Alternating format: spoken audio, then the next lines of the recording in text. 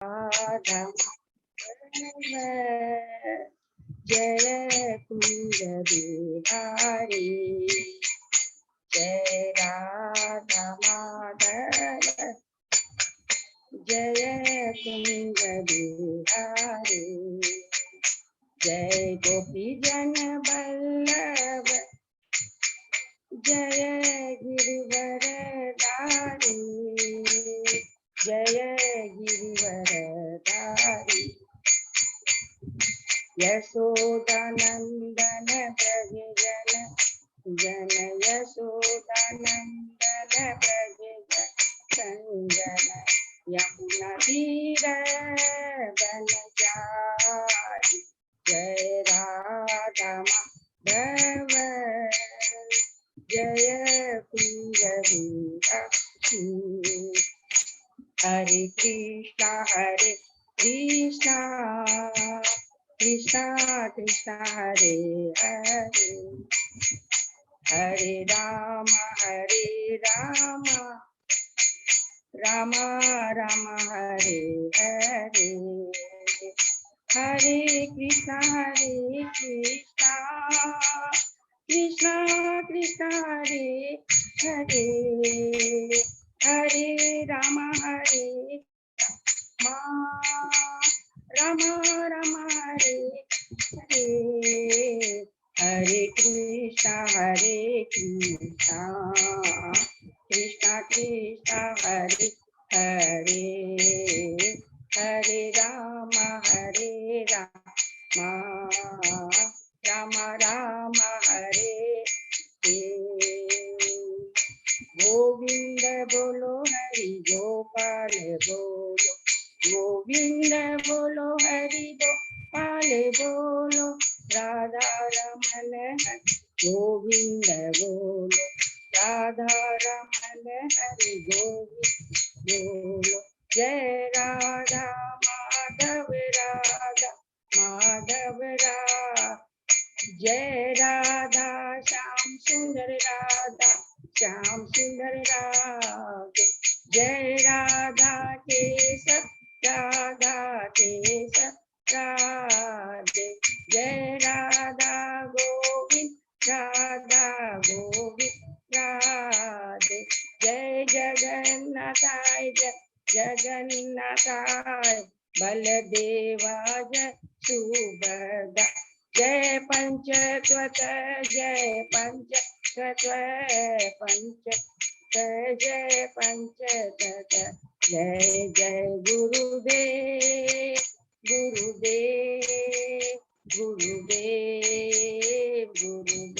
जय जय प्रभुपाद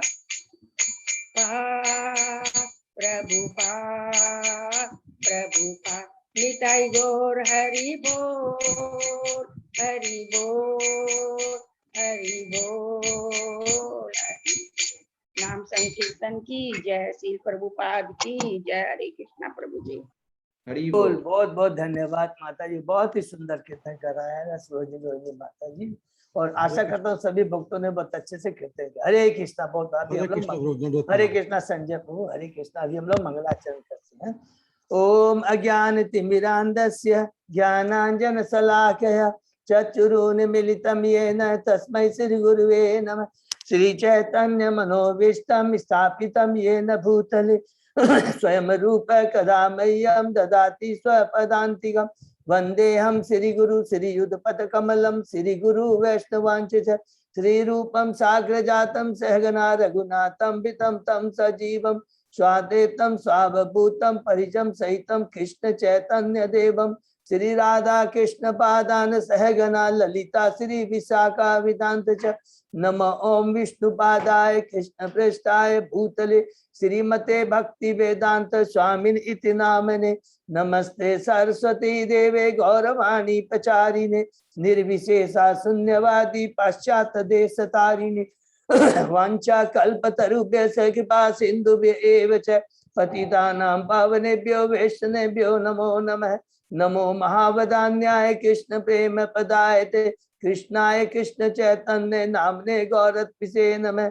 हे कृष्ण करुणा सिंधु दीन बंधु जगतपते गोपेश गोपिका कांत राधा कांत नमस्तुते तप्त कांचन गौरांगी राधे बिंदाबिनेश्वरी विस्मानुसुते देवी प्रणमामि हरिप्रिये नीलांचल निवासाय नित्याय परमात्मने बलभद्र सुभद्रायाम जगन्नाथाय ते नमः।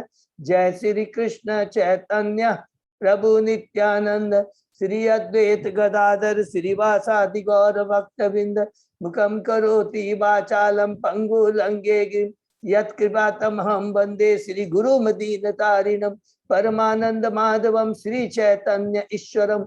हरे कृष्णा कृष्ण कृष्णा हरे हरे हरे राम राम राम हरे हरे। श्री श्री मंगलाचरण की जय, शिला प्रभुपाद की जय। हरे कृष्णा। आज के इस श्रीमद् भागवतम कक्षा में चर्चा में हम सभी भक्तों का हार्दिक स्वागत करता हूँ। सभी भक्तों के चरणों में मेरा सादर दंडवत प्रणाम है। अभी हम लोग कैंटो 2 के अध्याय 6 में पुरुष सूक्त की पुष्टि अध्याय कर रहे हैं। उसके पहले हमने 5 अध्याय किया। ये भगवान श्री कृष्ण गुरु आचार्य श्री भक्तों की बहुत बड़ी कृपा है कि हम लोग गत कई दिनों से श्रीमद् भागवतम का श्रवण कीर्तन कर पा रहे हैं।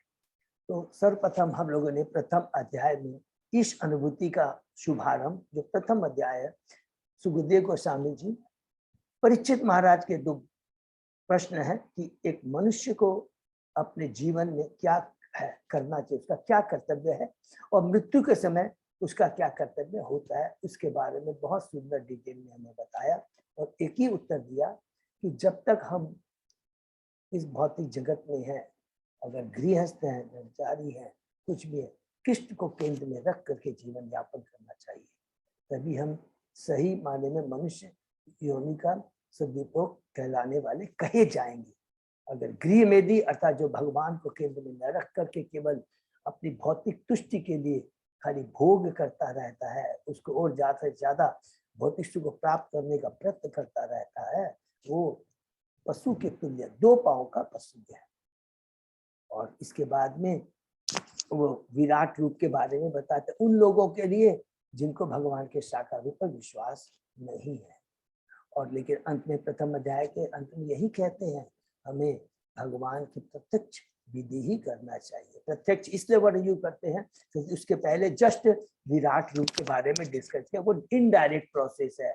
विराट रूप, उसके बाद में अष्टांग विधि है, विराट रूप का ध्यान, उसके बाद में हृदय में स्थापित परमात्मा का ध्यान, ज्ञान, ये सब इनडायरेक्ट प्रोसेस है। लेकिन भगवान की प्रत्यक्ष विधि का मतलब सबको समझ गया, भक्ति में श्रवण कीर्तन और स्मरण, ये डायरेक्ट विधि है ये लिफ्ट का काम करती है, सीधा लिफ्ट का काम करती है, सीधा गोलोक धाम पहुंच जाती है। इसीलिए उन्होंने कहा वो भी इस कलयुग के लोगों के लिए, जहाँ पर मंद बुद्धि, मंद आयु, कलह का युग है, चारों तरफ खाली हाहाकार हाहाकार, इसलिए उन्होंने पहले ही। और याद है सबको ना कि जब जैसे परीक्षित महाराज जैसे यहाँ पर आए थे, कलयुग का आगमन हो चुका था, लेकिन परीक्षित महाराज थे, हमने पढ़ा था क्या 17, 18, 19 अध्याय में कैंटो 1 के, लेकिन परीक्षित महाराज के चलते कली अपना प्रभाव पूरा दिखा नहीं पा रहा था। सब याद रखेंगे, बहुत इंपॉर्टेंट है। उसी चीज को ध्यान में रख कर करके ये भागवतम की रचना हम बद्ध जीवों के लिए, कलयुगी जीवों के लिए भगवान की कृपा से ये रचा गया। दूसरे अध्याय में कहते हैं कि उसकी हृदय में भगवान, अर्थात हमें भगवान की भक्ति करनी है। जो भगवान हृदय में, जो भगवान परमात्मा के रूप में जो स्थापित है, उनका हमें ध्यान करना चाहिए। वो परमात्मा जो कि जिनका आकार बताया गया क्या 8 इंच का है, हृदय में है, चतुर्भुज धारण किए हुए हैं, शंख पद्म गदा पुष्प धारण किए हुए हाथ में, उनका ध्यान करना चाहिए। वो कब होता है? जब भक्ति में जिनका जो विराट रूप का ध्यान करते करते जिनका स्पिरिचुअल एडवांस होता है, फिर वो अपना जो धारणा जो विषय है उसको विराट रूप से हटा करके परमात्मा के ऊपर में ध्यान करते हैं। और वही जो अष्टांग योग विधि है, यम, नियम, आसन, प्राणायाम, प्रत्याहार, धारणा, ध्यान एंड समाधि, ये अलग अलग हमने स्टेप से पढ़ा। लेकिन इन सब चीज के लिए उन्होंने पहले एक ही चीज कहा कि हमारी बहुत बहुत इंपॉर्टेंट कहा कि भौतिक जो इच्छाएं हैं प्लीज उसको हमें कम से कम अपनी इंद्रिय तृप्ति में लगाना, और शरीर के निर्वाह के लिए जितना दरकार है, बहुत जरूरी है शरीर को ठीक रखना। अगर शरीर ठीक नहीं है तो भक्ति कैसे करेंगे?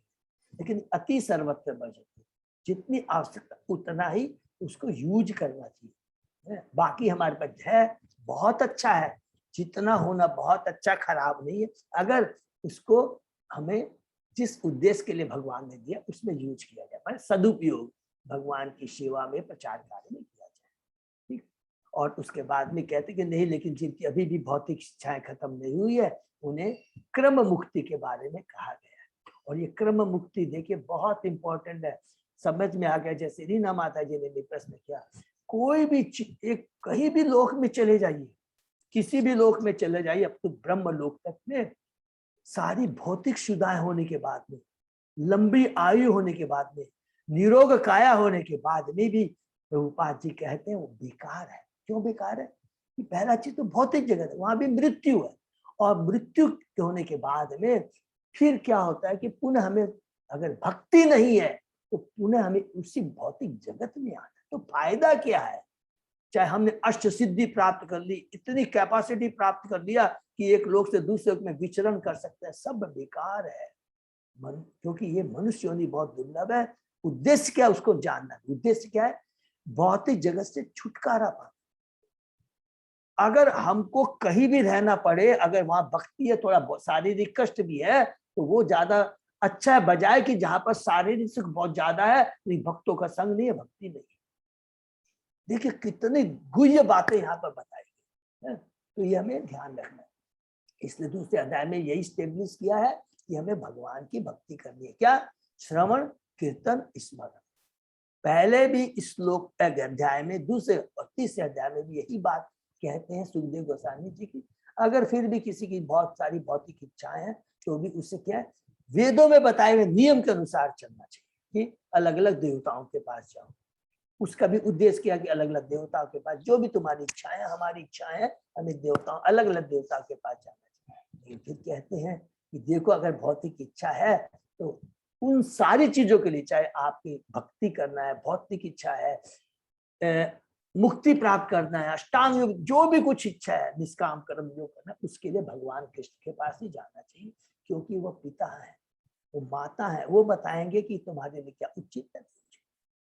और उसके बाद में सौनक ऋषि बहुत सुंदर बताते हैं कि ये मनुष्य योनि, जब सुनते हैं भक्ति के बारे में सुखदेव गोस्वामी से, तो कहते हैं कि हमारी जो मनुष्य शरीर है और भगवान ने जो उच्च चेतना दी है, इन शरीर की एक एक इंद्रियों को, अंगों को हमको भगवान की सेवा में ही यूज करना। अलग अलग हमने पूरा डिटेल में रिपीट किया, सबको याद होगा, बहुत सुंदर वर्णन है। और भगवान की इतनी भक्ति करने के बाद भी अगर हमारा चेतना में परिवर्तन नहीं आता, भगवान के नाम रूप गुण में स्वाद नहीं आता, आनंद नहीं आता है, तो ये समझना चाहिए भक्ति में हमारे कहीं कमी है। और वो हृदय क्या है? फौलाद के समान। चौथे अध्याय में हम आते हैं जिसमें सृष्टि चक्र, तीसरा अध्याय का था, शीर्षक क्या था? हृदय में परिवर्तन। इसलिए कहा कि अगर हमारे हृदय में परिवर्तन नहीं आता है तो वो फौलाद के समान। भगवान की भक्ति करके 100% हृदय में परिवर्तन आएगा, चेतना में परिवर्तन आएगा, इसमें कोई डाउट नहीं। उसके बाद चौथे अध्याय में सृष्टि चक्र के बारे में परीक्षित महाराज सुखदेव गोस्वामी से पूछते हैं, और सुखदेव गोस्वामी जी सृष्टि चक्र में बताने के पहले भगवान का ग्लोरिफिकेशन करते हैं। बहुत सुंदर ग्लोरिफिकेशन है, करते 5, 6, 7, 8 श्लोकों में पूरा सुंदर ढंग से उन्होंने वर्णन किया है कि हे कृष्ण, हे भगवान पुरुषोत्तम भगवान, आप ही सब परम सत्ता है, परम कंट्रोलर, सुप्रीम कंट्रोलर है, आप सुप्रीम भगवान है, और आप ही से इस भौतिक जगत में आप पुरुष अवतार लेकर, 3 गुणों का अवतार, गुण अवतार लेकर करके इस सृष्टि का आप रचना करते हैं, पालन करते हैं और संहार करते हैं। आप ही शुद्ध भक्तों की रक्षा करते हैं, और जो दुष्ट प्रकृति के हैं, परित्राणाम साधूनाम विनाशाय च दुष्कृताम, जो दुष्ट कृति माने जो दुष्ट मेंटेलिटी के हैं, उनको आप उनकी एक्टिविटी को कंट्रोल करते हैं, और जो अति करते हैं उनको मारकर भी उनको मुक्ति प्रदान करते हैं। हे कृष्णा, आप ही के नाम गुण रूप लीलाओं का श्रवण कीर्तन स्मरण पूजन दर्शन करने से सारे हमारे पाप कर्म नष्ट हो जाते हैं।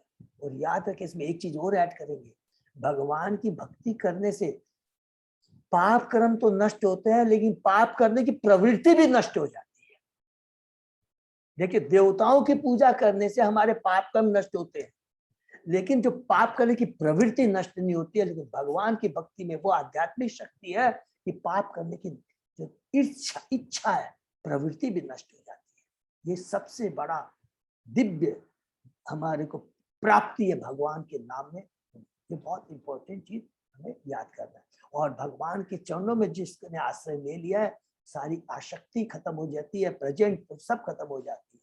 इसलिए हमारे लिए जो भी योग्यताएं हैं, जितना भी दान करने की योग्यता है, ज्ञान, भक्ति, वेदों का जो भी अध्ययन, जो कुछ किया, उसका उद्देश्य क्या होना चाहिए? भगवान की तुष्टि के लिए, भगवान के लिए सेवा में लगना चाहिए। और ज्ञान ही क्या कहते हैं कि सब कुछ वही है, वही यज्ञपति है, वही श्रीपति है, लक्ष्मी जी के पति है, यज्ञपति है, दानपति है, और जो कुछ भी है भगवान श्री कृष्ण। 8 बताया गया है। तो सुनो, इस प्रकार ग्लोरीफाई करने के बाद में अंत में ब्रह्मा जी को कहते हैं कि ब्रह्मा जी सुखदेव जी कहते हैं कि हे परीक्षित, मैं ब्रह्मा जी नारद के बीच में जो डिस्कशन हुआ, वार्ता हुई थी, ये सृष्टि कैसे हुई, वो वार्ता के माध्यम से मैं बताऊंगा सृष्टि कैसे होती है। तो हम 5वें अध्याय में प्रवेश करते हैं, जिसका कि सब भगवान है, सब कारण के कारण, सब कारणों के कारण भगवान श्री कृष्ण, जिसमें सबसे पहले प्रभुपाद जी अपने तात्पर्य के माध्यम से बताते हैं, बहुत सुंदर, कि जब नारद जी ब्रह्मा जी को ग्लोरीफाई करते हैं और कहते हैं कि मुझे आत्मा और परमात्मा के बारे में बताइए, उस समय प्रभुपाद जी बहुत इंपॉर्टेंट बात कहते हैं, जब भी गुरु के पास जाना चाहिए तो सबसे मोस्ट इंपॉर्टेंट चीज है कि हमको पूरा समर्पण भाव होना चाहिए, विनीत भाव से और सेवा भाव से जिज्ञासा करनी चाहिए। ये बहुत इंपॉर्टेंट, अदरवाइज कभी भी हम ज्ञान प्राप्त नहीं कर सकते, क्योंकि ये जो ज्ञान है स्वतः उजागर होता है, गुरु से स्वतः उजागर होता है। जितनी हम सेवा बिना भाव से करेंगे, अगर सोचेंगे नहीं मेरे को ज्ञान प्राप्त करना है, कभी भी ज्ञान नहीं मिलेगा। पूर्ण समर्पण होने से स्वतः ही गुरु वो ज्ञान प्रदान करते हैं। गीता का जो 4th अध्याय का 4वां 34 श्लोक को बार बार याद करेंगे तो इससे में क्या हमारी चेतना में परिवर्तन है। उसके बाद में 6 प्रश्न करते हैं कि सॉरी, इसकी सृष्टि का क्या है, यत रूपम है, इसके क्या करेक्टिव लक्षण है, यत अधिष्ठानम। और तीसरा प्रश्न करते हैं यत सृष्टम, सृष्टि कैसे होती है। उसके बाद में तीसरा यह, चौथा यत संस्थम, माने किस प्रकार ये डिसोल्व होती है, इसका विनाश होता है। उसके बाद में यत परम, और छठा होता है तत् तत्व। अर्थात ये 6 प्रश्न करते हैं और हम लोगों ने इसके उत्तर देने के पहले नारद जी ब्रह्मा जी को बोलते हैं कि ये जितने भी मैं देखता हूं, ये सृष्टि जो हुई है, इसका पालन इंडिपेंडेंटली, जैसे मकड़ी का जाल, मकड़ी अपने लार से इंडिपेंडेंटली पूरा जाल बनाती है और स्वयं उसमें नहीं फंसती है, दूसरे कीड़े मकोड़े फंस जाते, खुद नहीं फंसती है। उसी तरह आप इस पूरी सृष्टि को बनाते हैं और खुद इसको खत्म करते हैं। लेकिन मेरे को डाउट है कि इसकी आप ध्यान जिनका करते हैं तो किसका करते हैं। तो ब्रह्मा जी बहुत खुश होते हैं और कहते हैं कि उसके बाद में पूरा डिटेल में बताते हैं कि मैं इस सृष्टि का करता नहीं, मैं तो क्रिएटर का क्रिएटर, भगवान श्री कृष्ण ही इसके क्रिएटर है। ओरिजिनल क्रिएटर तो भगवान श्री कृष्ण, उनकी शक्ति के माध्यम से, भगवान की शक्ति के माध्यम से ये सृष्टि होती है और उन्हीं के द्वारा पालन होता है और संहार होता है। मैं तो केवल एक बगीचे के मालिक की बगीचे के मालिक की तरह, माली जो बीज है उसको खाली सींचता हूँ। और उसके बाद में 14वें श्लोक में आकर के वहां से बताते हैं कि 14 प्रथम प्रश्न का उत्तर देते हैं यत रूपम, कि इसके रूप, इसका कैरेक्टरिस्टिक क्या है, इसके अंदर में इस भौतिक सृष्टि के अंदर क्या क्या हमने पढ़ा था, द्रव्य अव्यय जो है। उसके बाद में काल का होता है, काल क्या करता है, वो एक्टिवेट करता है तीनों गुणों को जो कि हम लोगों ने पढ़ा था है। यथ सिस्टम में पढ़ा था, बहुत अच्छे से पढ़ा। फिर स्वभाव, कर्म और जीव, ये सारी चीजें क्या है, ये पूरी भौतिक प्रकृति के ये क्या अव्यय है, ये इसके क्या है लक्षण है। उसके बाद में अधिष्ठातम 15वें 16 श्लोक में बहुत ही नारायण, वेदा नारायण, यज्ञ नारायण, सब कुछ है, सब कुछ जो है वो नारायण ही है। बहुत डिटेल में और पलटी लास्ट में होता है परम गति भी नारायण। उसके बाद में 17वें श्लोक से आकर करके हम लोगों ने 35वें श्लोक तक में ये सृष्टि कैसे हुई बहुत डिटेल में पढ़ा। मुझे पूरा विश्वास है सभी भक्तों को पूरा क्लियर हो गया। भगवान श्री कृष्ण से लेकर बलराम प्रथम चतुर्भुज, नारायण सेकंड चतुर्भुज, फिर सेकंड चतुर्भुज के महासंकर्षण से महाविष्णु या कानोदक्षाय विष्णु और कानकजक्षाय विष्णु से ये असंख्य ब्रह्मांड निकलते हैं बीज के रूप में, और उसके बाद में वास्तव में जीवों को स्थापित करते, इंप्रेग्नेट करते हैं, और उसके बाद में महत्व विधान जो बीज के रूप में रहता है उसको हम लोग क्या बोलते हैं प्रधान, प्रधान से महत्व, फिर उसके बाद में अहंकार, फिर अहंकार अलग अलग सतो रजो गुणों से कर करके अलग जो क्रिया होते हैं द्रव्य क्रिया, कार्य क्रिया और ज्ञान क्रिया के माध्यम से क्या बनते हैं 23 तत्व बनते हैं। वो 23 तत्व जब आपस में अमलगमेट होते हैं भगवान की क्या है कोहेसिव एनर्जी, उन 23 तत्वों को जैसे हम सब्जी बनाते हैं करने के बाद में उसको छोड़ देते हैं हजार वर्षों के बाद में क्या एक ब्रह्मांड की उत्पत्ति होती है, यूनिवर्स। उसके अंदर में फिर गर्भोदक्षाय विष्णु प्रवेश कर कर कर कर करके ब्रह्मा जी की उत्पत्ति करते हैं और 14 भुवन बनते हैं, बहुत सुंदर। और फिर 14 भुवन की विराट रूप की हमने तुलना की थी, अलग अलग 14 भुवन से, वर्णाश्रम धर्म से और उद्धर्वलोक, मध्य लोक, इस प्रकार हमने 5वें अध्याय की समाप्ति। 6वें अध्याय में हम जब प्रवेश करते हैं तो एक प्रश्न रहता है कि लास्ट जो प्रश्न रहता है तत्व, तो ये जो इंग्रेडिएंट जो इतने हैं पूरी भौतिक, ये किससे आते हैं? ये विराट रूप से ही आते हैं। अलग अलग हम लोगों ने पूरा डिटेल में वर्णन किया, सबको याद है, इसको हम लोग डिटेल में नहीं जाएंगे कि अलग अलग हमने किया कि भगवान के बुद्धि से सबसे पहले दिया था कि भगवान के मुख से क्या निकलता है, भगवान के 2 नथुनों से, घ्राण शक्ति, नेत्र से, पुलक से, कान से, सर्वेंद्रिया से, अलग अलग कर करके अलग अलग भगवान जितने भी जो शरीर के अंग हैं उनसे अलग अलग इंग्रेडिएंट अलग निकलते हैं। जो कि विशेष हमने जो पढ़ा था वो बहुत इंपॉर्टेंट था कि जितने भी भगवान की भुजाओं से बड़े बड़े देवता जो शक्तियां निकलती है, ये क्या है? ये भी भगवान की शक्ति है, जिनको भगवान स्पेशल शक्ति प्रदान दे करके इस भौतिक जगत का संचालन करने में जो मदद करते हैं। इसके बाद अलग अलग हमने पूरे 17वें श्लोक तक के अंदर में इसी के बारे में हमने डिटेल में पढ़ा। उसके बाद में 18वें से लेकर के अभी हम लोग जब पढ़ रहे थे भाषण में कंपैरिजन किया गया है किसका? एक पाद और त्रिपाद, अर्थात भौतिक जगत और आध्यात्मिक जगत के बारे में हमने डिटेल में डिस्कशन किया। तो लास्ट में हमने क्या डिस्कशन किया था, माने कि जो कल का जो डिस्कशन किया वो भी किसके में कंपैरिजन है, क्या? भौतिक जगत का और आध्यात्मिक का, जीव का और परमात्मा का। ठीक है, तो इसमें कल जो बहुत इंपॉर्टेंट हमने पॉइंट किया उसको थोड़ा सा डिटेल में पढ़ेंगे कि आध्यात्मिक जगत जो भगवान की 75% शक्ति से बना है उस भौतिक जगत से परे स्थित है, और यह उन लोगों के लिए निमित्त है जिनका पुनर्जन्म नहीं होता। अर्थात आध्यात्मिक जगत में वही लोग रहते हैं जिनका पुनर्जन्म नहीं होता, जो कि 3 गुणों से ऊपर है, जो कि सतोगुण, रजोगुण और तमोगुण से ऊपर है पूरी भौतिक आसक्ति जगत। किंतु अन्य लोग जिनकी अभी भी भौतिक आसक्ति है, जो गृहस्थ जीवन के प्रति आसक्त है और ब्रह्मचर्य व्रत का कठिनता से पालन नहीं करते, 3 लोक के अंतर्गत ही रहते हैं। तो 3 लोक का मतलब समझ गया, उधर लोग, मध्य लोक और नीव, माने इस भौतिक जगत में ही रहते।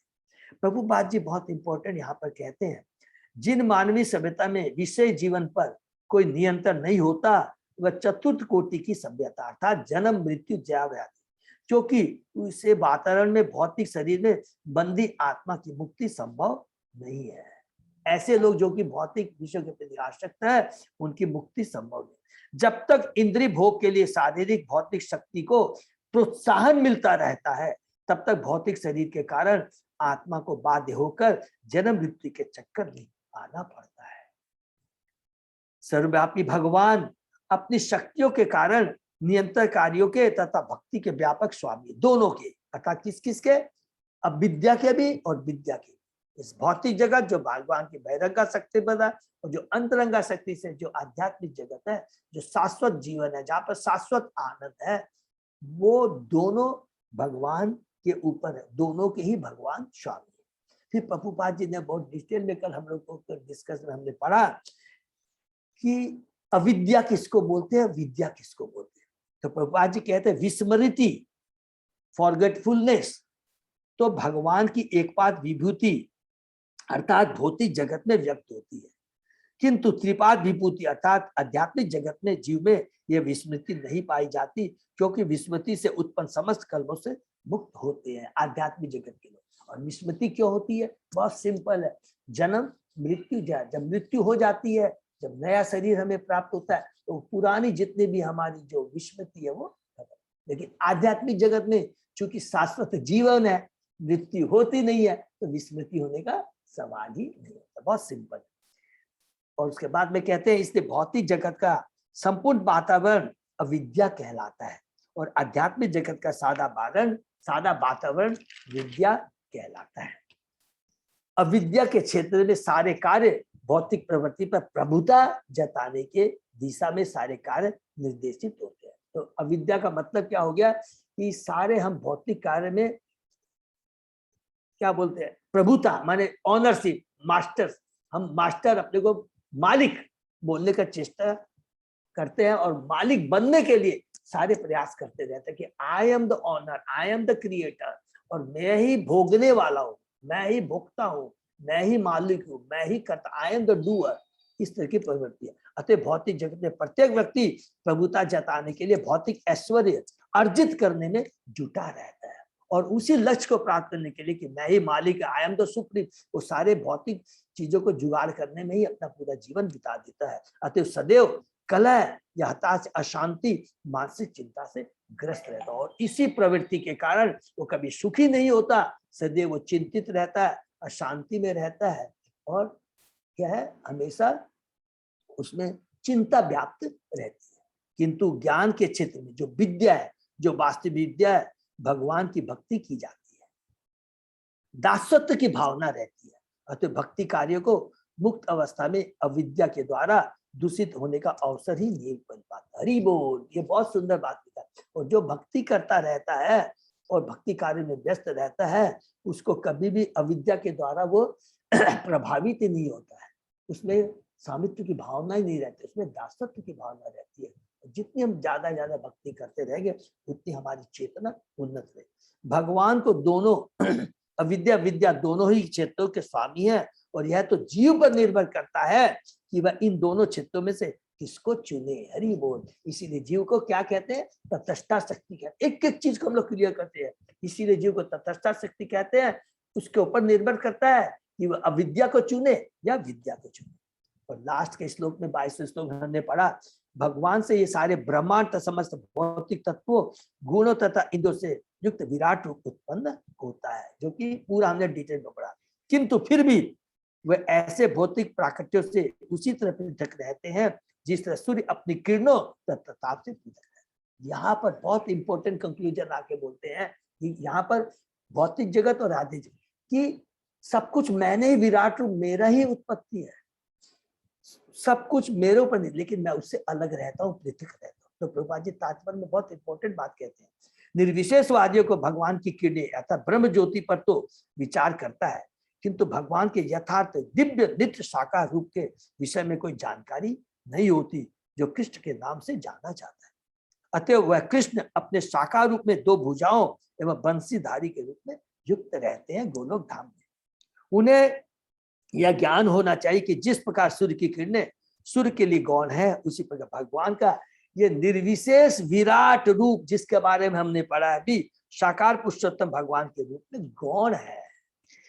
इस प्रकार भगवान अपनी अचिंत शक्ति के द्वारा एक साथ साकार तथा निर्विशेष एवं हर व्यक्ति वस्तु के से पृथक है, फिर भी कोई वस्तु उनसे पृथक नहीं।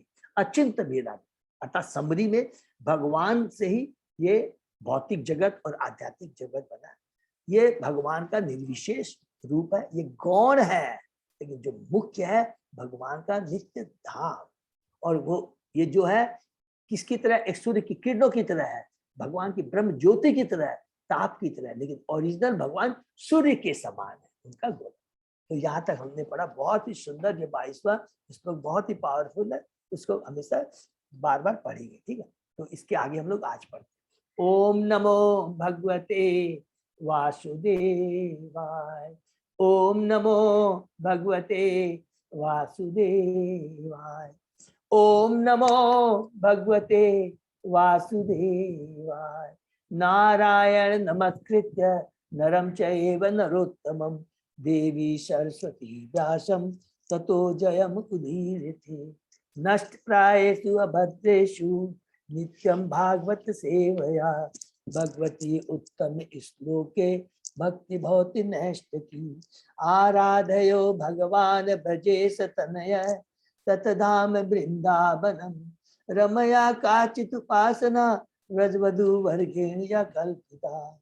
श्रीमद्भागवतम प्रमाणम अमलम प्रेमा पुमर्तो महा, श्री चैतन्य महाप्रभो मतम तत् आदरो न पर।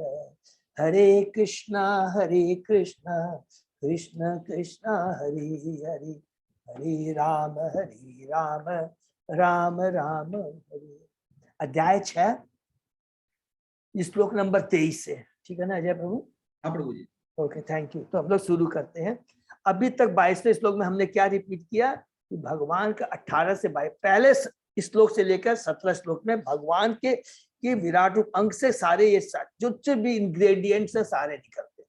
फिर 18 से 22 में हमने पढ़ा कि भौतिक जगत और आध्यात्मिक जगत कैसे बना, उनमें क्या कंपेरिजन, और दोनों के ही मालिक कौन है? कृष्ण है। लेकिन क्या है, ये भगवान का एक निर्विशेष रूप है। साकार रूप तो कौन सा है? भगवान का धाम है, जिसमें भगवान कृष्ण 2 हाथों में बंसी धारण करके वहां रहते हैं। उसके बाद में फिर यहाँ पर 23वें श्लोक में आकर करके यहाँ पर फिर से अलग अलग ब्रह्मा जी रिपीट करते हैं, रिपीट करेंगे कि क्या है कि ये जितनी भी और जो भी चीजें निकलते, माने 6वां जो क्वेश्चन है यत् तत्व के बारे में फिर से यहाँ पर थोड़ा सा डिटेल में बताएंगे। तो ये पूरा 5वां और 6ठा अध्याय के अंदर में पूरा बार बार आप बीच बीच में देखेंगे रिपीटेशन होगा 6 ये प्रश्नों का उत्तर से। तो अभी तक हमने सब पढ़ लिया, खाली एक का नहीं अभी तक हमें जवाब नहीं मिला। वो कौन सा है? संस्थम यत् संस्था डिसोल्यूशन है, वो बीच में अभी आएगा, ठीक है। तो हम लोग 23वें से शुरू करते हैं। यदा अस्य नाभियात् अनिलात् अलीनात् अहम आसम आत्मन न अविदम यज्ञ संभाराम पुरुष अवयवान रीति। अब जब मैं महापुरुष भगवान महाविष्णु के नाभि कमल पुष्प से उत्पन्न हुआ था, ब्रह्मा जी कह रहे हैं, तो मेरे पास यज्ञ स्थानों के लिए उस महापुरुष के शारीरिक अंगों अतिरिक्त अन्य कोई सामग्री नहीं थी। हरि बोल। तो यहाँ ब्रह्मा जी कहते हैं मेरे को अब यज्ञ भी जब करना था तो उसके लिए भी इंग्रेडिएंट कहाँ से आए? तो भगवान के से ही आते, विराट रूप से ही आते, भगवान के शरीर से ही आते। तात्पर्य, ब्रह्मांड के सृष्टा ब्रह्मा जी शंभु कहलाते हैं, जिसका अर्थ है माता पिता के बिना उत्पन्न। यहाँ प्रभुपाद जी बहुत बीच बीच में बहुत अच्छी थे, वेद गर्भ भी बोलते हैं। हमने पढ़ा था ना 4था अध्याय में, जब लास्ट में सुखदेव गोस्वामी जी ग्लोरीफाई करने के बाद में कहते हैं ना नारद जी को, सुखदेव गोस्वामी को, मैं तुमको अभी वो बताऊंगा सृष्टि के बारे में। जब ब्रह्मा जी और नारद के बीच में बात है, उसमें कहते हैं ना कि ब्रह्मा जी को वेद गर्भी, माने जन्मते ही उनको पूरे वेदों का ज्ञान हो गया था भगवान की कृपा से, इसलिए उनको वेद गर्भी कहते हैं। और यहाँ पर क्या बोलते हैं? उनको स्वयंभू कहे जाते हैं, क्योंकि वो बिना माता पिता के उत्पन्न हुए, ठीक है। तो सृष्टि का सामान्य नियम यह है कि माता तथा पिता के प्रसंग के फलस्वरूप ही जीव उत्पन्न होता है, किंतु आदि जीव ब्रह्मा भगवान कृष्ण के महाविष्णुपूर्ण अंश के नाभि कमल से उत्पन्न होते हैं। यह नाभि कमल भगवान के शरीर का एक अंग है और ब्रह्मा जी इसी कमल से उत्पन्न होते हैं। अतः ब्रह्मा जी भी भगवान के शरीर के अंग है। ब्रह्मा जी को प्रकट होने के बाद ब्रह्मांड के विराट शून्य में अंधकार के अतिरिक्त कुछ नहीं दिखा। उन्हें बेचैनी हुई और उनके हृदय में से भगवान ने उन्हें प्रेरित किया कि वे तपस्या करें। देखिए, हमने पढ़ा था ना, ब्रह्मा जी ने क्या बोला था कि मेरे भगवान ने मुझे भगवान is not the only creator, और जो रिक्रिएशन का भी जो काम हुआ है, माने इस ब्रह्मांड को जो भरने का भी काम हुआ है, उसके लिए भी ज्ञान बुद्धि मुझे भगवान ने ही दी कि तुम तपस्या करो। हम लोग अलग से डिटेल में पढ़ेंगे कि तप एक शब्द सुनता है अर्थात उसका मतलब होता है कि तपस्या करे, जिससे यज्ञ अनुष्ठान के लिए सामग्री प्राप्त हो सके। लेकिन इन दोनों अर्थात महाविष्णु तथा ब्रह्मा के अलावा वह अन्य कोई न था। तो यहाँ पर महाविष्णु का मतलब है गर्भोदक्षाय विष्णु है, सब याद रखेंगे, बहुत एक एक चीज है। गर्भोदक्षाय विष्णु है तथा ब्रह्मा के अलावा वह अन्य कोई न था। यज्ञ अनुष्ठान के लिए अनेक सामग्रियों की विशेषता पशुओं की आवश्यकता थी। पशु यज्ञ कभी भी पशु हत्या के निमित्त नहीं किया जाता, अपितु यज्ञ को सफल बनाने के लिए किया जाता है। यद्यपि यज्ञ अग्नि में भेंट किया गया पशु नष्ट हो जाता है, किंतु पटु पुरोहितों द्वारा उच्चारित वैदिक मंत्र से अगले क्षण उसे नवीन जीवन प्रदान कर दिया जाता है। तो प्रभुपाद जी इतने हमारे ऊपर कृपालु है कि पट से लोग पकड़ के बोला देखो यहाँ पशु हत्या के बारे में लिखा हुआ है, लेकिन उन मूर्खों को बता दिया जाए ये वो पशु हत्या का मतलब है उससे हायर जीवन देना, नव जीवन देने के लिए है उसको, ये बहुत है। और उसके लिए बहुत पट्टू पुरोहित ब्राह्मण होने चाहिए जिनको प्रॉपर उच्चारण कर सके। आज तो हम लोग वो सोच भी नहीं सकते, ठीक है। किंतु पटु के द्वारा उच्चारित वेदों मंत्रों से अगले क्षण उसे नवीन जीवन प्रदान कर दिया जाता है। जब ऐसा पटु पुरोहित उपलब्ध नहीं होता तो यज्ञ की बलि देने में पशु यज्ञ करना वर्जित है। इस तरह ब्रह्मा ने यज्ञ की सामग्री गर्भोदक्षाय विष्णु के अंगों से ही तैयार की, जिसका अर्थ यह हुआ कि ब्रह्मा ने इस ब्रह्मांड की सृष्टि की। हरि बोल। यद्यपि कुछ नहीं से कुछ नहीं उत्पन्न, किंतु भगवान के शरीर से प्रत्येक वस्तु उत्पन्न होती है। भगवद गीता में भगवान दशरथ के 8वें श्लोक में कहते हैं, जो कि फिर यहाँ पर आता है चतुर्थ श्लोकी का पहला श्लोक, अहम सर्वस्व प्रभो मत सर्व प्रवर्तते। प्रत्येक वस्तु मेरे शारीरिक अंगों से निर्मित है, अतः मैं ही समस्त सृष्टि का मूल स्रोत हूँ। गीता में भी भगवान ने कह दिया है कि मैं कौन हूँ। और इतना सुंदर, अभी हम लोग को एक एक चीज क्लियर हो गया। भगवान श्री कृष्ण जब कह रहे हैं तो माने सारी उनकी शक्तियां, जो कुछ भी है उनकी शक्ति से होता है। जो कुछ भी एक्सपांसन है, हम लोग ने बार बार उनकी बहिरंगा शक्ति, तटस्था शक्ति अर्थात जीव शक्ति, और तीसरा चित्त शक्ति अर्थात अंतरंगा शक्ति, अलग अलग हमने पूरा डिटेल में डिस्कस किया। सब कुछ भगवान की शक्ति का ही ये क्रिएशन है। निर्विशेषवादियों का तर्क है कि जब प्रत्येक वस्तु साक्षात भगवान के अतिरिक्त कुछ नहीं है तो भगवान की पूजा करने से क्या लाभ है। कि जब प्रत्येक वस्तु साक्षात भगवान के अतिरिक्त कुछ नहीं है तो भगवान की पूजा करने से क्या लाभ है। किंतु सगुणवादी बड़ी कृतज्ञता के साथ भगवान की पूजा भगवान के सारे अंगों से उत्पन्न सामग्री का उपयोग करते हुए करता है। फल तथा फूल पृथ्वी के शरीर से प्राप्त होते हैं, फिर भी बहुत देखिए ध्यान से पढ़ेंगे, फल तथा फूल पृथ्वी के शरीर से प्राप्त होते हैं, फिर भी बुद्धिमान भक्त पृथ्वी से उत्पन्न सामग्री से माता पृथ्वी की पूजा करते हैं। सबको याद है ना कि पृथ्वी, अग्नि, जल, वायु, आकाश, एक एक चीज को कोरिलेट करेंगे, जो कुछ भी है वो भगवान से ही है। उसी प्रकार माता गंगा की पूजा गंगा जल से की जाती है। पृथ्वी, अग्नि, जल, वायु, आकाश, और उसके अंदर में जो भी सुगंध है, सो कुछ भी है, सब स्पर्श, रूप, रस, गंध, सब चीजें सब भगवान का ही क्रिएट, ओरिजिनल इंग्रेडिएंट प्रदान करने वाले भगवान है। फिर भी पूजा को ऐसी पूजा का फल भोगने का, भगवान की भी पूजा भगवान के शारीरिक अंगों से उत्पन्न सामग्री द्वारा की जाती है। हरि बोल। तो भी पूजा को स्वयं भगवान का अंश है, भगवान की भक्ति का फल प्राप्त करता है। नेचुरली है, हमारे पास जो कुछ भी भगवान की सेवा के लिए हम यूज करते हैं तो भगवान खुश होते हैं। एक पिता है, एक पिता अपने बच्चों को एक लाके देता है सेव, और जब वो बच्चा प्रेम से अपने पिता को सेव खिलाता है तो पिता के मन में ये थोड़ी आता है अरे मेरा दिया हुआ सेव तू दे रहा है। नहीं, जो कुछ है सब कुछ भगवान का है, लेकिन हम भगवान की सेवा में लगाते हैं। जैसे एक बच्चा अपने पिता को प्रेम से खिलाता तो भगवान बहुत खुश होते हैं। एक और जहां निर्विशेषवादी त्रुटिवश इस निष्कर्ष पर पहुंचता कि वह साक्षात भगवान है, वही सगुणवादी कृतज्ञता पूर्वक भक्ति से भगवान की पूजा करता है और जानता रहता है कि भगवान से भिन्न कुछ भी नहीं है। अतः भक्त प्रत्येक वस्तु को भगवान की सेवा में सनातन लगाना चाहता है, क्योंकि वह यह जानता है कि प्रत्येक वस्तु तो भगवान की संपत्ति है, उसे कोई अपनी नहीं कह सकता। यह एकात्म की पूर्ण धारणा पूजक को भगवान की प्रेमा भक्ति में रत रहने में सहायक। लेकिन निर्विशेषवादी झूठे ही गर्वित होकर सदा भक्त बना रहता है और भगवान उसे मान्यता प्रदान नहीं करते। निर्विशेषवादी क्या है, वो केवल बोलता है ये कि और जो वो भगवान के साकार रूप में विश्वास है, वो बोलता है कि अरे साकार रूप है नहीं तो पूजा किसकी करोगे, किसकी क्या करनी है। यदि उसको मूर्ख को बताना पड़ता है, जो कि हमने पिछले श्लोक में पढ़ा 22वें श्लोक में, कि ये जो निर्विशेष रूप है, ये ब्रह्मांड है, ये विराट, ये भगवान का निर्विशेष रूप है और इसके पीछे किसकी शक्ति है, साकार रूप भगवान श्री कृष्ण की शक्ति है। कौन सी शक्ति हमने पढ़ा था कि बलराम से होकर एकदम स्टार्ट होते हुए विराट सॉरी महाविष्णु से माने गर्भोदक्षाय विष्णु, गर्भोदक्षाय विष्णु, उसके बाद में माने ये जो गर्भोदक्षाय विष्णु कौन है, उस साकार रूप भगवान श्री कृष्ण का ही एक्सपांशन है।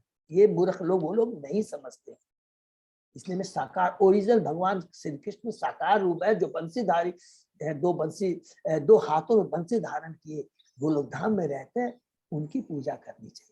ये जो निर्विशेष है ये तो उनकी भगवान की शक्ति है, ठीक है ना। ये बार बार प्रभुपाद जी, क्योंकि हम लोग प्रश्न करें, क्योंकि हमने एक आचार्य से उनकी टिप्पणी पढ़ी थी कि प्रभुपाद जी बार बार ये क्यों रिपीट करते हैं कि आज के भी दिन में मायावादी जो होते हैं, निर्विशेषवादी, वो इतना सुंदर ढंग से अपने को एक्सप्लेन करना चाहेंगे। जैसे आपको याद है ना, हम लोग ने डिस्कस किया, वो कैसे कैसे एग्जाम्पल देते हैं कि कुछ भी नहीं है, जो भी जाकर के एक ही चीज में विलीन हो जाता है, सारी गंगाएं निकलती है, नदियां निकलती हैं, वो जा करके सागर में मिलकर अपना अस्तित्व खो देती है। उसी प्रकार ये भौतिक जगत में कुछ भी नहीं है, जो कुछ भी है वो जाके शून्य में जाकर के मिल जाता है। इसलिए हम सब लोग एक है, कोई अलग नहीं है। लेकिन प्रभुपाद जी ने मछली का एग्जाम्पल देके बताया, तुम तो अपने को नदी की बात करते हो, हम तो उस मछली की तरह है जो कि सागर में तो जाते हैं लेकिन विलीन नहीं होते हैं। सागर और हमारा दोनों का अस्तित्व बना रहता है, बल्कि हम तो उसमें जाकर भक्ति की गहराई में जाकर करके भगवान की भक्ति करते हैं। तो ये बार बार प्रभुपाद जी के जितना लास्ट टाइम भागवतम में जाएंगे, जितना पूरा भगवत गीता में जाएंगे, आप देखेंगे कि प्रभुपाद जी ने इसको बहुत जोर दिया है। और चेतन महाप्रभु की कृपा से, चेतन महाप्रभु ने कहा कि मायावादी का तो चेहरा तक नहीं देखना चाहिए, अगर उसका चेहरा देखना है तो एक बार गंगा में जाके स्नान करना चाहिए। इसलिए यहाँ पर बार बार रिपीट किया गया है, तो हमारे को ये नहीं आना चाहिए प्रभु कितना बार रिपीट किया प्रभुपाद जी, क्योंकि हम बद्ध जीव हैं, इसलिए वो बार बार रिपीट करते हैं, ठीक है ना। नेक्स्ट प्रभु, हिरण्य गर्भोदक्षाय विष्णु को हिरण्यगर्भ क्यों बोलता है? प्रभु उसका एक तो है, वो हिरण्यगर्भ इसलिए बोलते हैं, सब लोग सुनेंगे।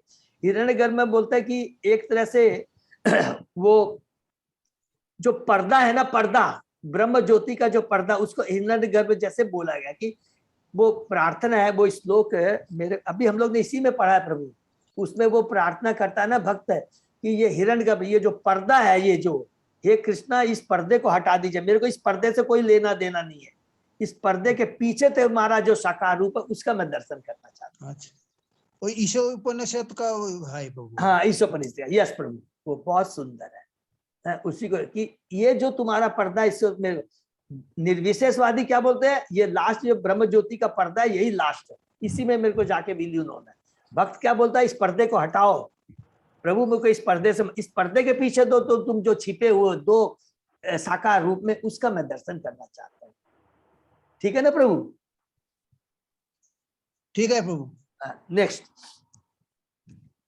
तेषु यज्ञ से पशव वनस्पतया कुशा इदम च देव जजनम काल च उरुगुण अन्विता।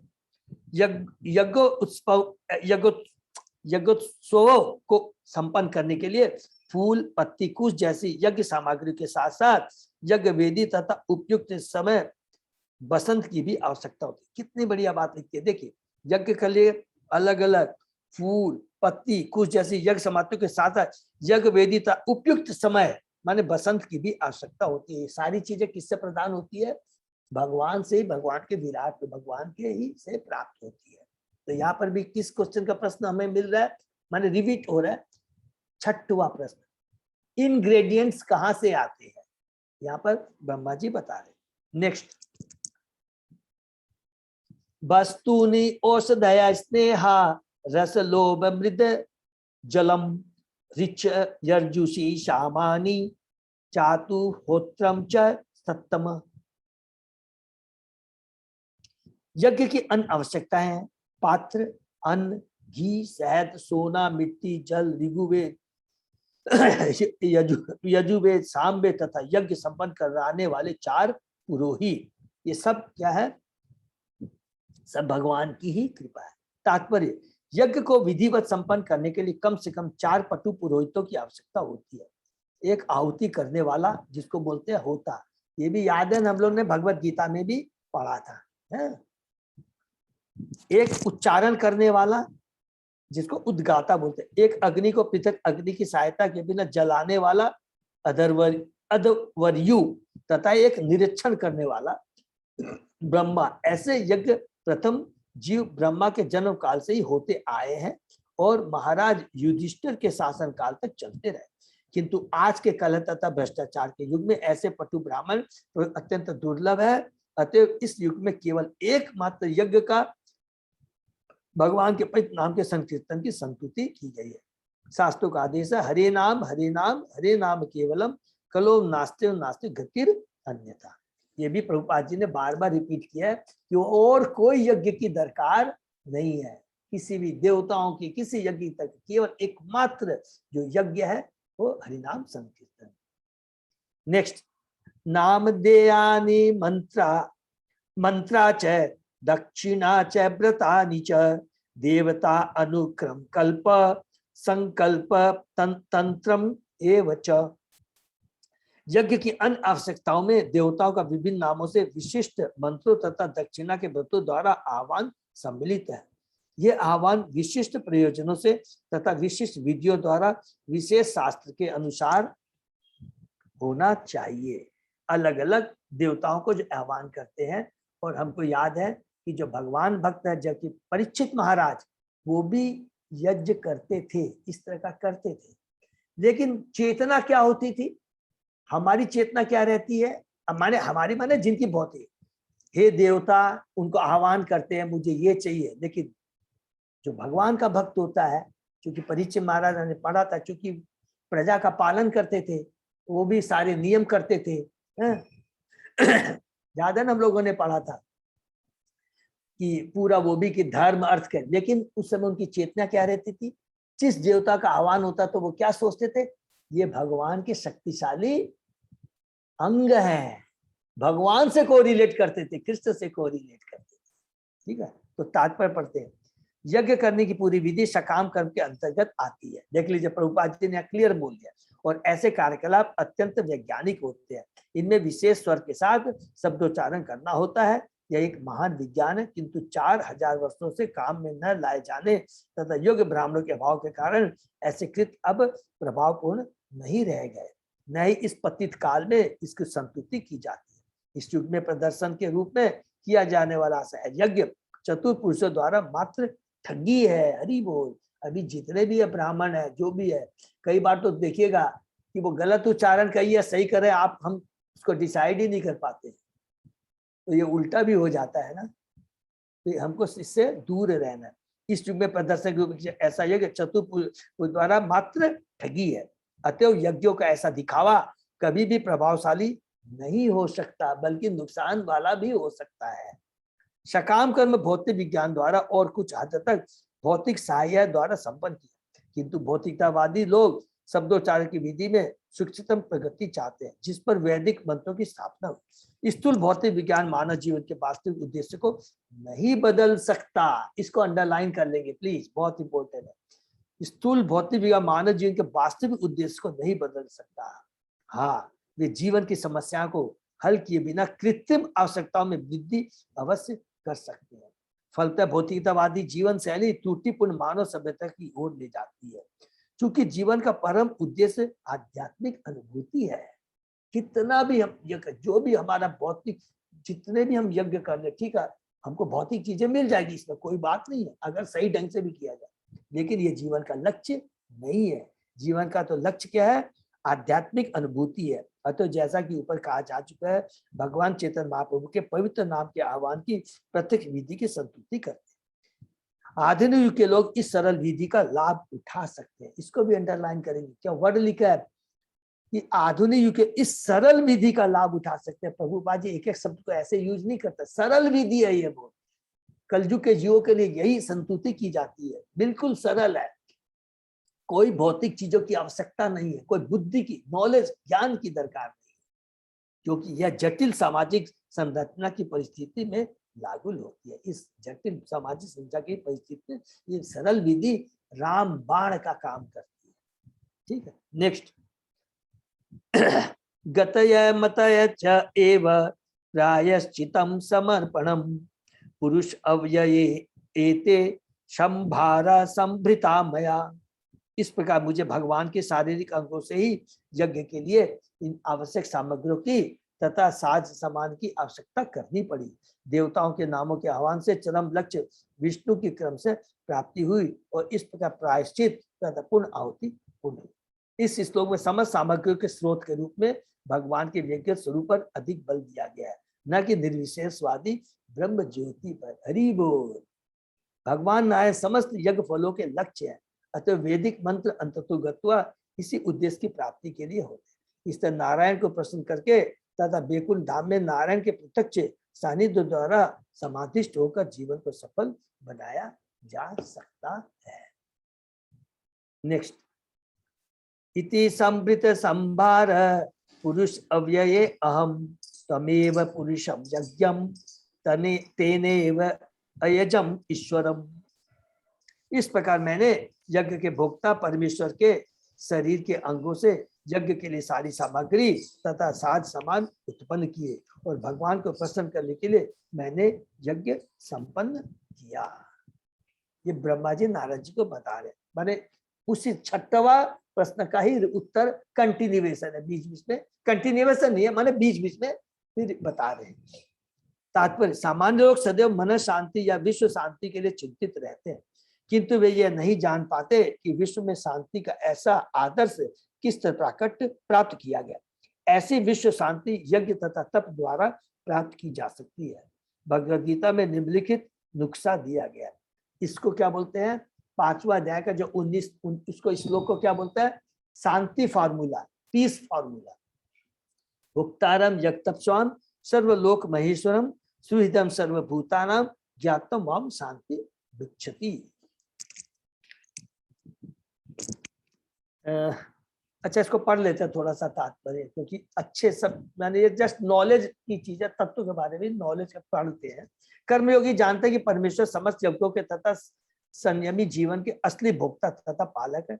वे यह भी जानते हैं कि भगवान समस्त लोकों के परम स्वामी है तथा समस्त जीवों के वास्तविक मित्र है। ऐसा ज्ञान अनन्य भक्तों की संगति के माध्यम से भगवान के कर्म योगी को धीरे धीरे शुद्ध भक्त बना देता है और इस तरह वे भव बंधन से मुक्त होने में समर्थ होते हैं। इस संसार के आदि जी ब्रह्मा ने हमें यज्ञ की विधि बतलाई।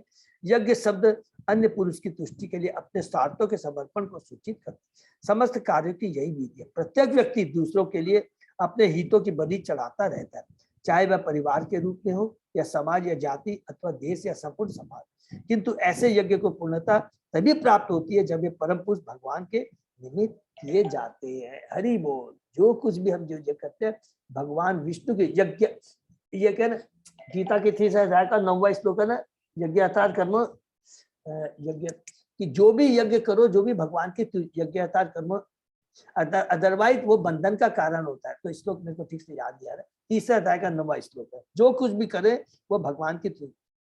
चूंकि भगवान प्रत्येक वस्तु के स्वामी, समस्त प्राणियों के सखा, यज्ञकर्ता के पालक एवं यज्ञ सामग्री के दाता है, तो समस्त यज्ञों द्वारा केवल उन्हीं को तुष्ट करना चाहिए, अन्य किसी को नहीं। सारा संसार विद्या, सामाजिक उत्थान, आर्थिक विकास तथा मानव दशा को पूर्णतः सुधारने की योजनाओं को सम्मुख बनाने में अपनी शक्ति की आहुति करने में लगा, किंतु कोई भी व्यक्ति भगवान के निमित्त यज्ञ करने में रुचि नहीं रखता, केवल अपनी भौतिक इच्छाओं के लिए सारे कार्य कर रहा है, जिसका उपदेश भगवद गीता में किया गया। अतः संसार में यदि शांति नहीं, यदि सारे लोग सचमुच विश्व शांति चाहते हैं तो उन्हें परम स्वामी तथा सबों के सखा के निमित्त यज्ञ संपन्न करना चाहिए। इसको अंडरलाइन कर लेंगे प्लीज, बहुत इंपॉर्टेंट है। अगर वास्तव में हम सर्व कल्याण चाहते हैं तो इकोनॉमिक डेवलपमेंट करके कर नहीं कर सकते, केवल एक ही यज्ञ कर करके पूरे ब्रह्मांड में पूरे विश्व में शांति आ सकती है। वो क्या है? भगवान का हरि नाम का कीर्तन, हरे कृष्ण हरि नाम का यज्ञ कीर्तन अगर करेंगे तो हम भी सुखी हो जाएंगे, तो सारे लोग भी, पूरा समाज, परिवार, समाज, देश, विश्व, सब लोग शांति, सब लोग सुखी हो जाएंगे। इसीलिए चैतन्य महाप्रभु ने कहीं भी जा जाकर के सब कुछ किया। उन्होंने क्या किया? केवल हरिनाम का कीर्तन, चैतन्य महाप्रभु का जो आदेश था उसी को उन्होंने पूरे विश्व में प्रचार किया। नेक्स्ट, तथा ते भ्रातर इमे प्रजा नाम पतय नव अयजन व्यक्तम अव्यक्तम पुरुषम सुसमाहिता। हे पुत्र, तत्पश्चात तुम्हारे 9 भाइयों ने, जो प्रजापति हैं, व्यक्त तथा अव्यक्त दोनों प्रकार के पुरुषों को प्रश्न करने के लिए समुचित अनुष्ठानों सहित यज्ञ संपन्न किया। व्यक्त पुरुषों में स्वर्ग के राजा इंद्र तथा देवता जैसे अनेक पार्षद आते हैं, और अव्यक्त पुरुषों में साक्षात भगवान आते हैं। व्यक्त पुरुष भौतिक कार्यों के निमित्तक है, जबकि अव्यक्त भगवान दिव्य है। और देखिए, सब लोग याद रखेंगे, अव्यक्त का मतलब है कि उनका कोई भौतिक नहीं है शरीर है, भगवान वो उनका दिव्य रूप है। क्या जैसे बोलते हैं ना भगवान निर्गुण, तो निर्गुण का मतलब ये नहीं कि भगवान में कोई गुण नहीं है, उनमें 3 भौतिक गुण नहीं है, ठीक है ना। व्यक्त पुरुष भौतिक कार्यों के नियंत्रक है, जबकि अव्यक्त भगवान दिव्य है और भौतिक आकाश की सीमा से परे है। इस कलयुग में व्यक्त देवता भी नहीं दिखते, क्योंकि अंतरिक्ष यात्रा पूर्णतः बंद है। हरि बोल। अतः आधुनिक मनुष्य की बंद आंखों के लिए शक्तिशाली देवता तथा भगवान दोनों ही अव्यक्त बने हुए हैं। आधुनिक व्यक्ति प्रत्येक वस्तु को अपनी आंखों से देखना चाहते हैं, भले ही वे पूर्णतः योग्य ना हो। फलस्वरूप वे देवताओं में या परमेश्वर के अस्तित्व में विश्वास नहीं करते। उन्हें चाहिए कि प्रामाणिक शास्त्रों के प्रश्नों को पलटे और अपनी अक्षम आंखों पर ही विश्वास न करें। आज भी ईश्वर प्रेम रूपी अंजन लगाकर आंखों से ईश्वर के दर्शन किए जा सकते हैं। हरि बोल। अर्थात भगवान की भक्ति कर करके, इसलिए भगवान को क्या बोला गया है? अदोक्ष। अदोक्ष, अदोक्ष का मतलब हुआ कि जो भौतिक इंद्रियों से वो परे है। हम भौतिक इंद्रियों से, अपनी शक्ति से, आजकल लोग जो बोलते हैं ना, जो चीज हम नहीं दे सकते हम लोग विश्वास नहीं कर सकते, तो बोलो तो जिंदगी में कभी भी नहीं होगा। क्यों नहीं होगा? कि हमारे में त्रुटियां है, हमारी 4 जो दोष है, जीवों में जो 4 दोष पाए जाते हैं, उसमें एक दोष क्या? अपूर्ण इंद्रिया। तो अपूर्ण इंद्रिया से तो हम देख नहीं सकते, उसके लिए हमें क्या चाहिए? दिव्य इंद्रियां चाहिए। दिव्य इंद्रिया हमें कैसे प्राप्त होगी? भगवान की कृपा से। भगवान की कृपा होती है तो भगवान का दर्शन कर सकते हैं। प्रभु जी, एक छोटा सा क्वेश्चन पूछना चाह रहा था मैं। हाँ प्रभु। प्रभु जी, इसका मतलब ये हुआ कि जब ब्रह्मा जी ने जब ये सृष्टि की रचना करी, तब देवताओं का भी उसी टाइम मतलब बर्थ हुआ होगा उस टाइम? यस प्रभु, यस बिल्कुल। जितने भी ये सब प्रजापति, देखिए हम पढ़ेंगे, अभी आगे जाएंगे ना, पढ़ेंगे, ये जितने प्रजापति दक्ष हैं, देखिए पूरा ब्राह्मण में, ये सॉरी पूरे भागवतम में आएगा, प्रजापति दक्ष है, इन सबको ब्रह्मा जी ने उत्पत्ति की है पूरी सृष्टि को फैलाने के लिए। हमेशा पूरा देखेंगे कि फिर नारद जी बीच बीच में आके अड़ंगा डालते हैं। बहुत सुंदर लीला है कि अलग अलग तो प्रभु जी फिर इन इन जो जैसे कि अपने ये पूछ समझा है कि ब्रह्मा जी की आयु 100 वर्ष। हाँ प्रभु। तो प्रभु जी तो ये जो देवता हैं उनकी आयु कितने हैं उनकी? प्रभु लिखा है कि इनकी 10,000 साल। किनकी? अरे देवताओं की प्रभु। 10,000।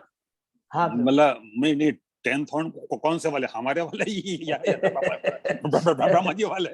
प्रभु ब्रह्मा जी के तो 100 ही साल होती है प्रभु, तो देवताओं की 10,000 साल कैसे हो सकती है? तो मतलब 10,000 मतलब हमारे मनुष्य। वाले। हाँ हमारे वाले। यस। और फिर उसके बाद में फिर नए देवता जो है मतलब वो मतलब जन्म ले लेते हैं वो। यस प्रभु। और जैसे जैसे ऊपर चले जाते हैं ना, जैसे मैं क्रम मुक्ति में पढ़ा था ना हम लोग, फिर से मैं उसको याद करेंगे। उसमें जैसे जैसे ऊपर चले जाते हैं आयु बढ़ती जाती है। ब्रह्मा जी की मैक्सिमम जैसे ब्रह्मा जी की 100 साल आयु है। जी प्रभु जी, जी प्रभु जी। जैसे जैसे ऊपर में चले जाए, ठीक है ना प्रभु? बहुत सुंदर है ये। और अभी कितनी बढ़िया बात लगी, अभी तो हम लोग देवताओं का भी दर्शन नहीं कर सकते हैं। और अभी हम लोग ने भागवतम में पढ़ा था कि जब हम लोगों ने द्वारका के बारे में जब पढ़ा था, कैंटो 1 का अध्याय नंबर 11 में, हाँ 11 में, तो 10वां 11 में, जब द्वारका, तो सब देव, अर्जुन आपने पढ़ा था, पांडव थे, वो देवता आते थे, याद है ना? सबको याद है ना? जब परीक्षित महाराज, युधिष्ठिर महाराज ने अश्वमेध यज्ञ किया था, तो उस समय अर्जुन भी चला जाता था स्वर्गलोक में, वो लोग भी स्वर्गलोक से नीचे आते थे। लेकिन प्रभु जी लेकिन गीता में तो जो लिखा है ना कि भाई वो भगवान ने कहा है कि भाई मुझे आप किस रूप में देख सकते हो? हाँ, फलों में, मतलब ये मतलब फूलों के रंग में, गंध में, यस यस। तो प्रभु जी तो हम तो हमारे सामने तो है वो तो। बिल्कुल ये जो सामने आपने ये प्रभु, इसीलिए विराट रूप में देखिए 11वें अध्याय में, और अभी हम लोगों ने जो पढ़ा है, ये ब्रह्मा जी के मुख से सुना है कि हर चीज को देख करके हम भगवान, जो भगवान का शुद्ध भक्त होता है ना, हर चीज में भगवान को देखता। मैं तो देखता हूँ गुरु महाराज को, ये सबको देखता, वो हर चीज में ये भगवान की संपत्ति है। हमने इतना पढ़ा, ये भगवान की चीज है, इसको मिसयूज मत करो, मिसयूज मत करो, नंबर 1। और ये भगवान की शक्ति को भगवान की सेवा में यूज करो। हर चीज में, रूप में, जो भी चीज हम देखते हैं विराट रूप में, एक एक चीज हमने पढ़ा है, ये सब भगवान की देन है। भगवान से अलावा कुछ भी नहीं है, भगवान के बिना कोई चीज का अस्तित्व नहीं है। सिंपल यही चीज है प्रभु। हरे कृष्णा। हम लोग यहीं पर विराम दे सकते हैं। तो अभी हम लोग यही पढ़ रहे हैं कि पूरा छठा में कि भगवान ही यत रूपम पूरा, यत अधिष्ठानम, यत सृष्टम, यत संस्थतम, यत परम तत्तत्व, माने जितना जो कुछ भी है, जितने भी इंग्रेडिएंट्स हैं, ये भगवान से है। ये पूरा ब्रह्मांड भगवान पर आश्रित है, और ब्रह्मांड के अंदर में जो कुछ भी है वो भगवान का ही है, भगवान के अलावा कुछ भी नहीं। तो ये अभी कंटिन्यू करते जाएंगे। हरे कृष्णा। कंटिन्यू माने कौन सा? तत्तत्व चल रहा है कि इंग्रेडिएंट जो हमने 1 से लेकर 17 तक में पढ़ा था, कोई कंफ्यूजन नहीं होना। 6वें अध्याय में पहले श्लोक से 17 श्लोक में यही प्रभु ब्रह्मा जी ने बताया, क्या जितने भी इंग्रेडिएंट्स हैं वो गर्भोदक्षाई विष्णु से ही आते हैं, भगवान से। फिर उन्होंने तुलना किया 18 से 22वें श्लोक के अंदर में, क्या बताया कि जीव और परमात्मा और एक पाद त्रिपाद, माने भौतिक जगत और आदि। फिर यहाँ पर रिपीट करते हैं ब्रह्मा जी, फिर बताते हैं कि देखो मैंने 1 से 7 बताया, इंग्रेडिएंट्स हैं, ये जो भी यज्ञ की जो कुछ भी है ये भगवान से ही आता है। तो बार बार यही पर चीज बता रहे हैं। तो अप टू 29 श्लोक में यही है, फिर आगे 30 श्लोक में देखते हैं। हरे कृष्णा। हरे कृष्ण प्रभु जी, दंडवत प्रणाम। बड़ा तो यहाँ पर सबको क्लियर हो गया ना? खाली एक प्रश्न का अभी तक उत्तर नहीं मिला है, भगवान जो डिजोल्व कर रहे हैं, ठीक है ना? खाली वो देखेंगे कहाँ पे। हरे कृष्ण। हरे कृष्ण प्रभु जी, दंडवत प्रणाम। हरे कृष्णा प्रभु जी, दंडवत प्रणाम। और किसी का कोई और या कोई अनाउंसमेंट है? अजय प्रभु। हरे कृष्णा। दंडवत प्रणाम प्रभु जी। प्रभु जी, दंडवत प्रणाम। दंडवत प्रणाम। नाम गोत्र के साथ मैसेज कर देंगे। हाँ हरि वो। देखिए बहुत लोगों ने प्लीज प्रभावती माता जी, सरोज माता जी, कार्तिक कृष्णदास, जितना भी है, संगीता माता जी, जित मोहनदास प्रभु, सब लोगों ने, जितने लोग हैं सब लोगों ने प्लीज, जो लोगों ने किया कल कहा था ना, प्लीज खाली व्हाट्सएप कर देंगे अजय प्रभु को। मेरे को बताया है, लेकिन अजय प्रभु पूरा बहुत कृपालु है, इतना पूरा कष्ट कर रहे हैं, तो वो मेरे को एक व्हाट्सएप में बना देंगे। उसके बाद में हम लोग मंदिर को भेज देंगे या बलराम गोविंद प्रभु को भेज देंगे, क्योंकि समय दूर नहीं है, केवल मंडे को ही है। आपको सबको याद है ना, भद्र पूर्णिमा मंडे को है। उस दिन नेमी सरायन में, सबको याद है ना, जो कि हम लोगों को मायापुर में जो लोग गए थे बताया गया था, विजय भागवत बताया था, और बलराम गोविंद प्रभु ने भी बताया था कि हम लोगों के यहाँ पे वहां पर पूजन होगा, है ठीक है ना। अगर किसी का प्रभु कोई, जी, हाँ माता जी। हाँ मैंने 6 गीता ले लिए संगीता माता जी से। हरि बोल, हरि बोल, हरि भागवतम। बोल, हरि। 3 का पैसा आज देना है, कल 3 ले लिए थे, आज 3 लेके आऊंगे, हरि मतलब बोल, दे के आऊंगे पैसा। हरि बोल। हम लोग हेमलता माता जी के 3 बार हरि बोल बोलेंगे, हरि बोल, हरि बोल। हरि बोल, हरि बोल, हरि बोल। बहुत सुंदर, हमारे भक्त बहुत बड़ी कृपा है, भक्त लोग बहुत उत्साहित है। और उस दिन ज्यादा मंडे ज्यादा, को इवनिंग में कुछ प्रोग्राम भी रखने का है, भागवतम के ऊपर में बात चल रही है, तो जैसे हाँ वो बोल रहे बलराम प्रभु, भागवतम इंस्टॉलेशन करके। प्रभु ये शनिवार सोमवार को शाम को रखेंगे ना? हाँ हाँ ठीक है प्रभु, ओके। माने समझ गया जी प्रभु क्या बोलना चाहते हैं। सबको याद है कि हिज गेस्ट बलराम गोविंद प्रभु ने बताया था कि जिन लोगों ने भागवतम लिया है, तो उनके घर में, अगर उनको पॉसिबल तो उनके लिए नहीं होगा कि सबके घर में जाकर के भागवतम को स्थापित करे, लेकिन वो क्या करेंगे कि एक ऑनलाइन, अजय प्रभु ऐसे ही है ना, हाँ, जूम के, जूम में अपने लिंक दे देंगे। ठीक है, तो वहां पर सबके घर में जा करके वो भागवतम के बारे में स्थापना करेंगे। यही है ना प्रभु? हाँ, सबको अपने टेबल पे पूरे भागवतम रख करके उसकी पूजा जा कैसे करता मैं बता दूंगा, और डिटेल्स में अपने व्हाट्सएप में कर दूंगा उसको। हरि बोल, थैंक यू सो मच प्रभु, हरि बोल। तो आज इस अपना सैटरडे वाला क्लास के लिए, हाँ सॉरी, और दूसरा अजय प्रभु ने मेरे को याद दिलाया कि नेक्स्ट अभी कल सैटरडे की हम लोग की क्लास इसलिए नहीं होगी कि परसों संडे को न तो कल क्लास होगी, और दूसरा संडे को भी जो भक्ति बीज क्लासेस है वो भी नहीं होंगी। क्यों नहीं होंगी? क्योंकि संडे को हमारे भक्तों का एग्जाम है। हरि बोल। हम लोग सब लोग भगवान से प्रार्थना करेंगे वो अच्छे से एग्जाम दें, है कोई चिंता नहीं। तो एग्जाम है भक्ति शास्त्री का, ठीक है, नंबर 1। नंबर 2, अजय प्रभु ने मेरे को बताया कि नेक्स्ट सैटरडे से भी भक्ति शास्त्री का जो भगवत गीता की क्लास है सैटरडे को 7 से 9 शुरू हो रही है। तो ये बहुत जरूरी है, इसलिए हम लोग भागवतम करेंगे मंडे टू फ्राइडे। ठीक है अजय प्रभु, यही है ना? हाँ प्रभु जी। ओके, तो सब लोग ओनली मंडे टू फ्राइडे अपना क्लास रहेगा, Saturday Sunday off. Sunday off, माने खाली संडे की जगह बोर सैटरडे भी ऑफ रहेगा, लेकिन मंडे टू फ्राइडे हम लोग एज यूजुअल करेंगे। हरे कृष्णा। तो हम लोग यहीं पर विराम देते हैं, ठीक है ना? और कोई का किसी का प्रश्न तो पूछ सकते, नहीं तो ये विराम देते प्रभु, यही छोड़ दे। हरे कृष्णा। हरे कृष्ण प्रभु, दंडवत हरे कृष्णा, दंडवत। हरे कृष्णा प्रभु जी, दंडवत। हरे कृष्णा, दंडवत। भक्तों का बहुत बहुत धन्यवाद। तो आज का हरि बोल। दंडवत प्रणाम प्रभु जी। हरे कृष्ण। हरे कृष्ण प्रभु जी, दंडवत प्रणाम। हरे कृष्ण। हरे कृष्ण प्रभु जी, दंडवत प्रणाम। हरे कृष्ण, दंडवत।